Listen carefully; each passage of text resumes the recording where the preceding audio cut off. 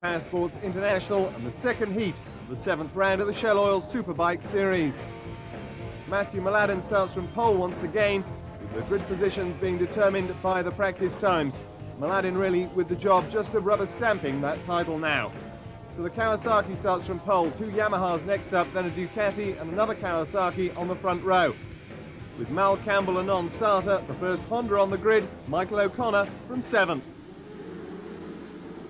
And away they go. Once again, the Whiz Kid gets out and running. Martin Craigle goes up with him very, very smartly indeed and picks it up. So it'll be Craigle and Mladin into the first turn. Just look at them swapping as they come down to the left-hander. Mladin's in the lead. Craigle in second, but he's fighting back a wall of challenges on the inside. They exit that turn beneath the bridge and head down to the right-hander. Fabulous commitment there from Craigle. Got a great start, but boy, did you see Mladin under brakes as they got down to that left-hander. So it's Mladin leading, Craigle still hanging on to second place. I think it's Kirk McCarthy up into third. Yes, it is on 32. Hodson, and just ducking under him was Troy Corser on the Peter Jackson Yamaha. So the field bunched up once again as they come over the bridge for the first time. Mladin doing his usual lightning start, although Craigle got the jump on him off the line. There's 2 times he's done that. Corser really forcing the issue through. Got third place out of that. That was a great bit of riding. It's an impressive run from Kirk McCarthy on the new Suzuki. Doing a lot of development work. He's up to 4th position. Mal Campbell also moving through the field there on the Winfield Honda up to I think about 6th on the road as Mladin hauls them downhill into the left hand and the exit at Coca-Cola. There's Mladin, Craigle. Actually, Malcolm Campbell isn't riding today. That's Michael O'Connor aboard the second Winfield bike. Malcolm unfortunately had to head back to Tasmania this weekend following a family bereavement, so our condolences go to Malcolm. Meanwhile, it's a great battle for the lead. Matthew Mladin, Martin Craigle, as they come down hard under brakes. There's Troy Corser. Kirk McCarthy here doing a stellar job on the Ansett air freight machine, the Suzuki. Roy Leslie back in 6th place. You can just see him there, 38. Great shot of Mladin when he came onto the main straight the last time. When the tyres are cool, the bike gets a real tank slap, a real shimmy in it. As he went down the main straight, the thing was shaking. He just cracked it wide open and pressed on with it. Great spectacle Superbike racing. This is Troy Corser. Good performance from him on the previous lap to really force the issue and sneak through to 3rd place, getting by Kirk McCarthy on the Suzuki. See all that garbage on the outside that we were talking about in the earlier heat. Big crowd in attendance. Mladin in control. Number 16 there is Benny Archibald. Ben Archibald's riding a bike as a member of the Peter Jackson team that's being prepared by Peter Malloy, having left the Ducati team, and part of the deal is that Peter Malloy prepares the engines for the Peter Jackson Yamaha team, so a bit of a contra deal going on there. Well, he's been able to 32. And that is Kirk McCarthy. Looks like he's okay and on his feet. Bike's a bit worse for wear, and there's plenty of gravel rush up the left-hand side of those leathers by the look of it. Well, that's a great shame for the Suzuki team. So we take race cam aboard Michael Dowson's Yamaha through the tight and twisty section at the back of this circuit, 2.62 kilometres in length. Quite bumpy through this section. You can see the back of the Winfield Honda wiggling around under power as he tries to get 140 brake horsepower with his rear tyre. You can see it skipping and jumping around. That's probably one of the most difficult parts of the circuit for these superbikes. Now, very bumpy coming off the bridge. Absolutely, and as I mentioned earlier, a little change in the surface, so you get varying amounts of grip. Not what you need on one of these sorts of racing machines. Up to the dog leg, flick to the right and to the left, and down the hill. Nowhere near as bumpy here as it used to be. Much, much better under brakes. I think they moved them. A couple of spots still bumpy, but to his credit, Tony Perrich has done a marvellous job, the upkeep of Oran Park. So sections of the track resurfaces, Neil mentioned. The place always looks a picture. Guys, both riders and drivers, always pleased to come here and race. And absolutely. Michael Dowson climbs all over the back of Steve Martin. There's Steve Martin as we go back to race cam. Steve aboard the new Suzuki Watercool 750. Oh, Dowson up the inside. Yes, no? Oh, look at the Yamaha shuddering under brakes. I thought he'd done it, and then he had to have another think about it, and the back of the thing was stuttering into the corner. You just cannot brake any deeper than that. Once the back wheel starts popping off the ground, you're not slowing down at all. Steve Martin. I was going to say, I hope all these guys took their Synovus this morning.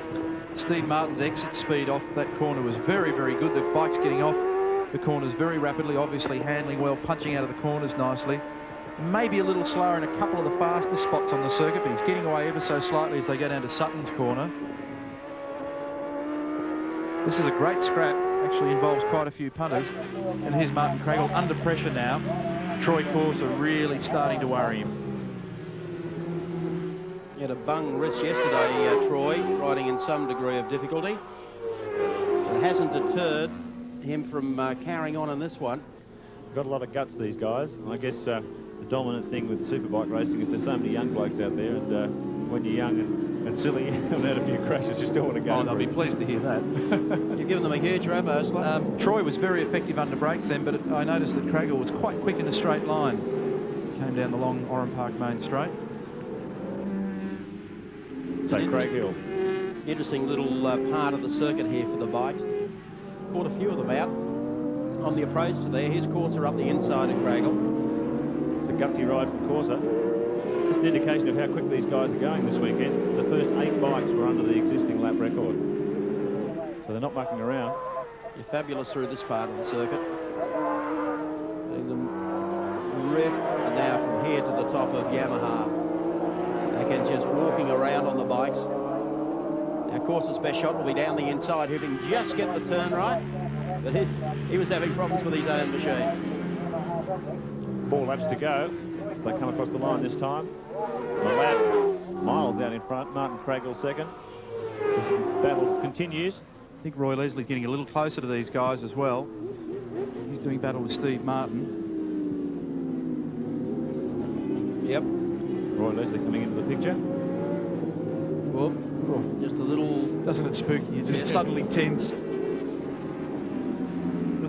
to the right-hander. Now, watch the approach here of Corser. He just almost gets it right here, and it's a quick lean to the other side. Well, Martin really took a defensive line on the way in, and Troy was able to take a wider line, perhaps arrive just a little bit quicker. He's certainly trying all the angles at the moment to prize a gap. Tremendous motor racing as they come off the bridge, a very fast part of the circuit. They sweep down the hill again. I think Troy this time getting in position. I wouldn't mind betting he has a look up the inside as they go under brakes down the other side of the hill here. If he can just get on his back wheel, leave his braking a fraction later, he might sneak up the inside and just catch Martin by surprise.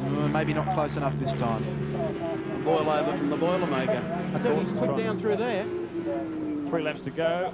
That Mladin's already gone across the start-finish line enormously.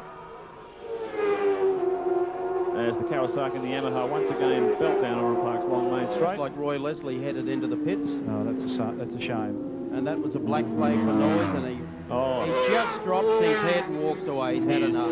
That's crazy. That's just nuts. He's had Friday, he's had Saturday trying to plug up the noise on these things. They pinged him again. Public service strikes again. He is absolutely disgusted. As well he might be. So Martin Craigle hanging on to second place. Troy Corser applying plenty of pressure. He comes once again. Tries to down the inside here. Could be a good pass. No way. He gets away. This has been great racing between the young privateer Martin Craigle and Troy Corser on the Peter Jackson Yamaha. There's Matt Mladin doing it ever so easy as he takes the exit to Goodyear, works his way now down the front straight. Really has been the sensation of the series this year. 2 laps to go as he crosses the start-finish line. What a talented young rider. Undefeated in 10 consecutive races, and that's only 2 races less than Mal Campbell's overall career record, if that gives you some idea of how successful he's been. Oh, the kid's got no talent. They've just... And it's all happened in the space of 12 months. Let's have a look at the Kawasaki ZXR 750R, the dominant bike in Superbike this year, 748cc inline water-cooled 4-cylinder. Look at the power output, 144 brake horsepower at 13,800 RPM. That's high-tech for you. 6-speed gearbox, top speed almost 300 kilometres an hour. And look at the size of the brakes, 2 320mm front discs and a 190mm disc on the back. And that all adds up to some quite incredible performance. Yes, it's an interesting package. They've just shown the noise flag to Grant Hodson as well on the Suzuki number 18, so we'll keep working at reducing the field. I don't know what the answer to it is. It just becomes, well, I know, but it becomes so frustrating with a group of bikes go in, they ping one guy for one being 1 dB over the limit.